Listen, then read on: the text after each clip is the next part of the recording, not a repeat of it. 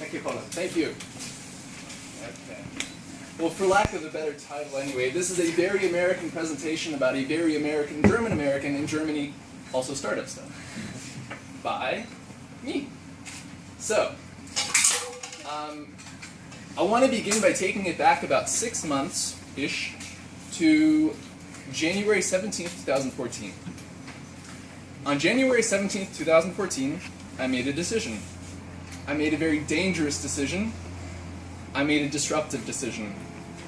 I decided to question authority. I decided to disrupt authority.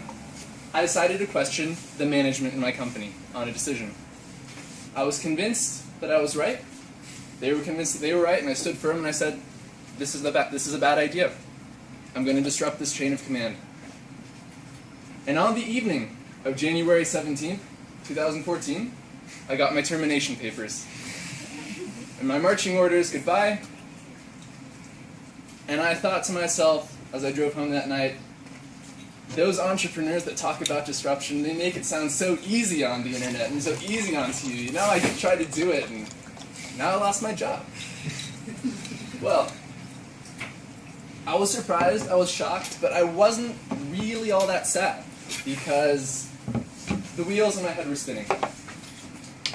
This company was a mentoring solutions company, and I had come on 3 months before to join this company. I'd been living in California before, decided to shake things up, buy a one-way ticket, move to Frankfurt, Germany, was living in Darmstadt at the time, and help bring this sort of quasi-startup company to the next level. They'd been a startup for about 3-4 years. When I joined the company, I saw why they had remained a startup for 3-4 years. And when I tried to shake things up and disrupt things, things didn't go my way. But along the way, and before then, I stumbled upon this mentoring concept. Are you guys familiar with the mentoring concept? What mentoring is, what a mentor is, what a mentee is? Do any of you have a mentor? Raise your hand if you have a mentor. Yeah? Very good. Just out of curiosity, how many of you here that have not presented are working on a startup right now? How many?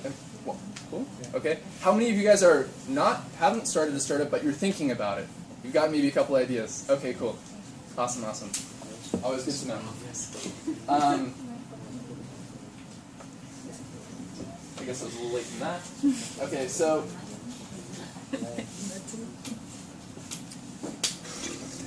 I knew I should have prepared this at the last minute. So this company wanted to provide mentoring solutions to other companies. And one of my big problems with that was that mentoring actually really focuses on the individual. It has to be a one-on-one thing between the mentee and the mentor. It's a personal and professional relationship where the mentor offers himself to assist the protege, as we call it, or the mentee, in their career goals. And I first stumbled on this concept 2 years ago in Berlin at an accelerator called Startup Bootcamp, where I not made mistakes. So I thought, cool, great concept, but why is this so exclusive? Why is this only reserved for the top tier corporations, just the entrepreneurial programs? What if anybody with a goal or a dream could find the right human support to fulfill that goal or dream? Anyone could find the mentor that matches to them. And so on January 18th, 2014, I thought, I'm so glad I got fired, because now I can start on my own startup. And I want to do it the way I think is right. And they say in English, put your money where your mouth is. And I didn't have much money, but I had a big mouth, as you can see. So I decided to test my luck here in the Rhine-Main area. And this is how it started. This is my grandfather's basement in Darmstadt. There was no table, but there was a nice windowsill, which is better for your back anyway if you're standing. By the way, sitting is really bad for you. Got your desk there? Right. Yeah.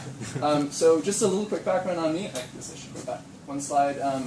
My name's Colin. I'm from California, Sacramento area, near Silicon Valley. And my mother is German, actually from Darmstadt, and my father's American. And I decided to come back to Darmstadt. I'm really glad I did so. And then when this company took off, I was really glad I was here. I say company. Back then it was sort of still just an idea. And it gave me an opportunity to see if you were just a fool with an idea, how far could you go here in the Rhine-Main area? And it quickly left Darmstadt, it moved into Frankfurt, and I started to explore the startup scene a little bit, and started to see that, wow, if you search for it, there really are a lot of cool support systems here, but you really have to look for it. And that's how Mentor Lane was born. Mentor Lane is a mentor matching platform which matches dreams with experience. Matches every person seeking a mentor with either if you're a student or a career professional or a startupper or what we call a restarter. Let's say you want to change your career or you're unemployed, with the right mentor for you. And soon enough, after I'd been to enough networking events, and there are a lot of networking events in Frankfurt, people are very career-oriented in Frankfurt, I learned, I found an amazing team with which to continue with this idea. And right now, I don't want to talk too much about the whole startup idea. We're in the closed beta phase. We've done a lot of test matchings, and we're about to enter the live beta phase where anyone in the area can apply and get matched with the right mentor for them. And this is one of our featured mentors on the page, offering a really awesome quote about some of the leading entrepreneurs today. And I think they would agree as well.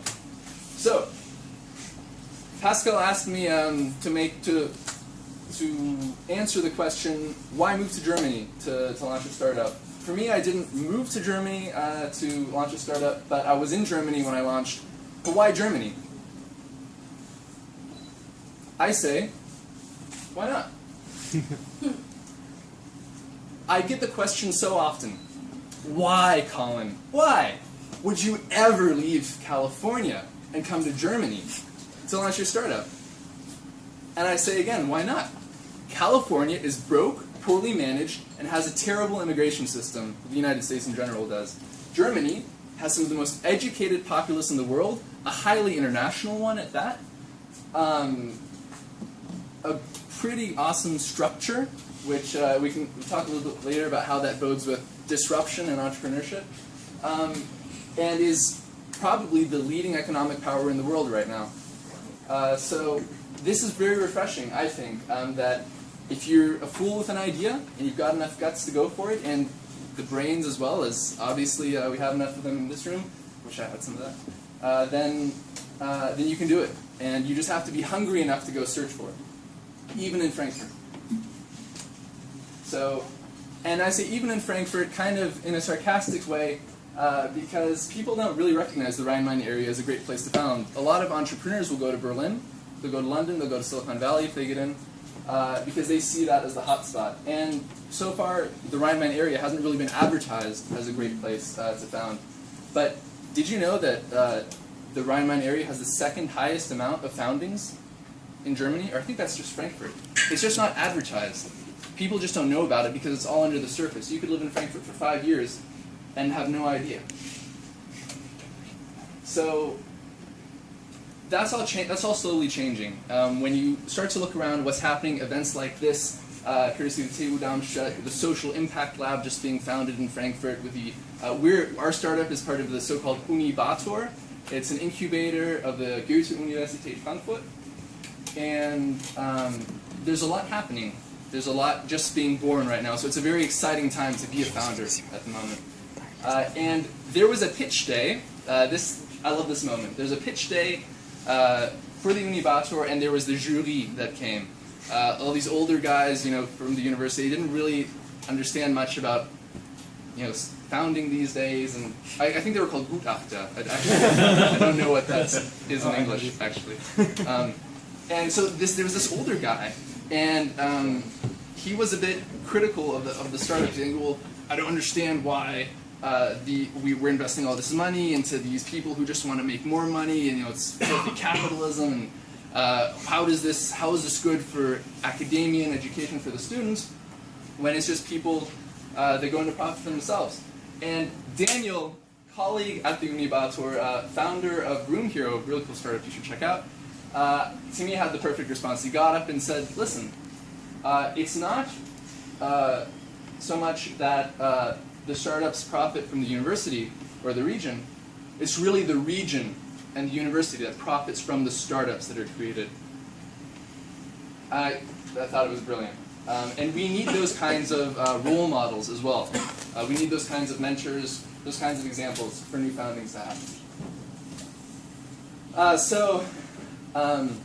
I can't quite call myself a successful founder yet. We'll find out in a few years if that is the case. But based on my goings about, my experiences in Germany so far, my 3 tips are, first, don't hide your idea. I was actually genuinely surprised when I came here and I was talking to a bunch of founders and they told me they were working on a startup, and I said, cool, what is it? And they said, well, it's a secret. I can't tell you because I can't tell too many people because someone might steal my idea. And to that I would say, your idea is worthless. Your idea is just an idea. And if you have a good idea, I can bet you your salt that 8 other people around the world have the same idea you do. And it's all about executing and implementing that idea that makes the difference. And if you don't tell people about your idea, you'll never gather the valuable feedback and input and constructive criticism, like we saw today, to come further with your idea. So I say, shout it from the rooftops.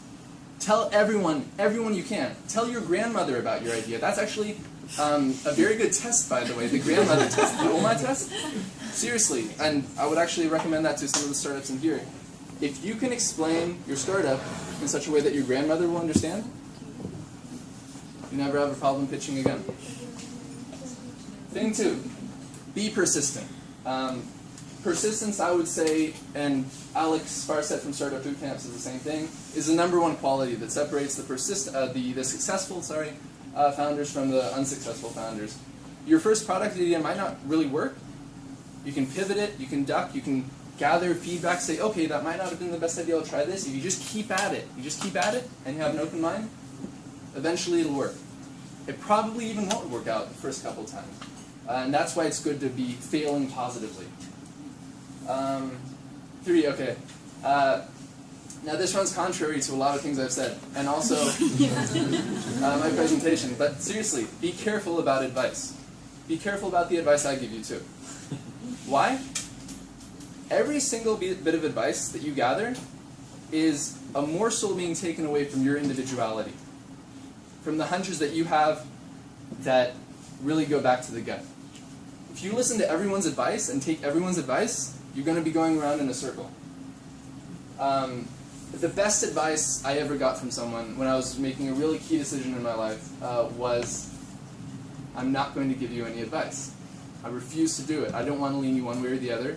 You need to search within yourself and decide what is the best idea, what is the best course of action. And I'm so glad he didn't give me any advice because I listened to myself and figured it out.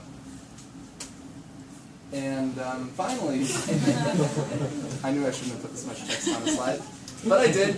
And I did because this is one of my favorite quotes ever. It comes from an old dead American president named Teddy Roosevelt. And I want to read it to you guys because this is also sort of in line with advice and criticism. Yes, constructive criticism is good, but be balanced, be cognizant, be honest with yourself when it's good and not good advice. And I read, "It is not the critic who counts, not the man who points out how the strong man stumbles, or where the doer of deeds could have done better. The credit belongs to the man who is actually in the arena, whose face is marred by dust and sweat and blood, who strives valiantly, who errs and comes up short again and again, because there is no effort without error or shortcoming, but who knows the great enthusiasms, the great devotions, who spends himself for a worthy cause, who at best knows in the end the triumph of high achievement, and who at the worst, if he fails, at least he fails while daring greatly, so that his place shall never be with those cold and timid souls who knew neither victory nor defeat." And that's my presentation.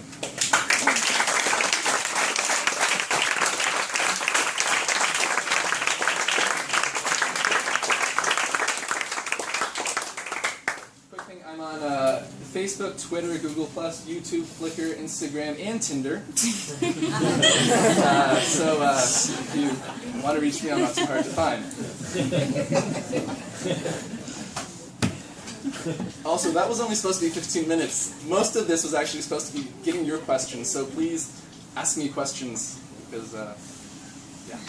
I was always thinking that searching for a mentor is kind of very intimate process in sense of you meet someone personally and you feel the match, if you match each other or not. And then a mentor says, okay, I'm going to tell you some things about my experience, and you can meet them on special events, and I guess there are a lot of things that are happening in big cities or even in small cities. And why do I have to pay, or mentor has to pay for the mentor lane? For mentor lane, yeah, that's a good question. So there are a lot of terms thrown around that are confused with mentoring. There's coaching, consulting, counseling. Mentoring is something totally different, and some organizations that call mentoring. Mentoring is not what we would call mentoring, which is really that one-on-one personal relationship, that sort of personal channel between you guys. Why is it worth the money? And it's something we're playing around with in general. The mentor doesn't pay. The mentor, he's volunteering his time and he's passing along his wisdom. The protege pays a small membership fee, less than the price of a cell phone plan. It's not something we really make a lot of money off of. It's I said it so often, commitment erzeugen, so that people take it seriously. Because the time of the mentor is valuable, and when things are for free, people tend to take things less seriously. And this goes back to the studies that we made. When mentoring programs were free, they were less successful, because people took them less seriously and the time of the mentor was wasted. And I don't think I answered all of your question. What was the part that I missed? No, you kind of answered. Okay, then if I pay this membership fee, for instance, for a month, can I contact several mentors, or I have only one? Right, so yeah, exactly. So there's a reason we make it a membership thing, and that Mentor Lane is more than just a matching portal, it's also a community. So when you're on the platform, you have not only your mentor, you also have access to all the other mentors in the program as well. They're not, so you have, and so they are the main mentor to other proteges, but they also offer themselves up for advice and help and suggestions and guidance. So you charge the people which are looking for a mentor with a fee. Right. So it's a membership fee, which it only lasts 1 year as well. So it's a thing. When you have, we assume, and there are deviations, of course, that your path or your journey is going to be approximately 1 year. Your project you're working on for which you need that mentor. So it's 12 months or 1 year, and then after that, you can still use the platform as long as you want. Still. Use your mentor, still have access to the community, and it's all free. Yeah? Can you mentor yourself? Can you be more specific? I mean, who is your mentor? My mentor is a really cool guy I took the photo out of the presentation, and without him, actually, I probably wouldn't be here right now. A lot of this wouldn't be possible. His name is Bert. He is... he works in trading services at the Commerzbank, and I kind of, when I was first starting this off, I knew I would need a mentor. I knew I would need a couple mentors, especially not being really acquainted with the way things work in Germany and coming from abroad. And so he was someone. The reason why it was a great match was because he had been to the United States before as well, and did a lot, and was really interested in American culture, and I was interested in his culture, of course, and so he learned a lot from me too through the tandem. That's how it's supposed to work. The mentor is supposed to get more out of it than they put in. And can you explain something? Why did you choose this name? Why the logo? Yeah. So I would say the logo right now is an Übergangslösung. We're actually going to post it on 99 Designs for a better logo. So if you're a designer. Potential business. We decided the name Mentor Lane because we wanted to give it a community feel. This is an avenue, this is a street, a neighborhood where you can feel at home and collaborate on your idea. I really like this idea, and my question is, I assume that you need a critical mass of volunteer mentors that this idea works. Correct. So my question is, what do you think how many mentors you kind of need or to offer that just get started, and how do you recruit them? Yeah. Yeah, it's a good question. Right now we're operating on the ratio, and it's probably because it's early days, 100 to 1 ratio. For every potential protege we get, we want to have 100 potential mentors. Now as we get bigger, that ratio is probably going to decline just by virtues of scale. How do we get mentors? That's a great question. The mentors a lot of times come because they hear it from another mentor and they think it's a cool idea.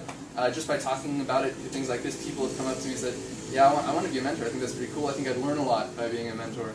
And also get to know a lot of other mentors as well. So that's marketing plan 1.0. I'll get back to you on 2.0 in a couple months. Yeah. How do you choose your mentor? Because it looks like there will be hundreds of mentors there. So I personally, if I have not met them on your website, if I'm seeing 100 mentors, on what basis you help us to choose? Yeah. Do we have internet access? I don't know. Okay. I just want to hop on the website because there's a part that explains that. Basically, it's not something where you don't have to hash it out for yourself and compare profiles and decide who would be the best mentor. That's a service that we offer, and that's our matching recipe. And it's a 3-part matching process, and I would call it one of our biggest USPs. Awesome. No? Oh. No. Sorry. So we have this little matching recipe. It's a 3-part process, and you can sort of summarize it as goals, values, and personality. First part is basically everything that's upfront, easy to gather. What are your goals? Why do you want to mentor? What are your skills? Where do you want to improve on? Then the second is what are your personal values? And then we put you through a little personality quiz assessment type thing where we sort you into one of 16 personality types. And the thesis we have is that similar values but complementary personalities will match. That's sort of why we've been doing a lot of testing. And that's how we match you with the top 3 choices then, and then you choose between the top 3 choices. How do we, as a person who is choosing it, how can I be sure that, okay, the algorithm is running exactly this way? For example, I can also doubt that, okay, you have only these 3 mentors free to mentor this guy, so you can just give that service. So these are some common conceptions that you can have. So how do you prove to your customer that, okay, he is being given in a proper algorithm, it's randomly chosen, it's not being given by you, from the behind? Yeah, because it's satisfaction guarantee up until the end of the first month.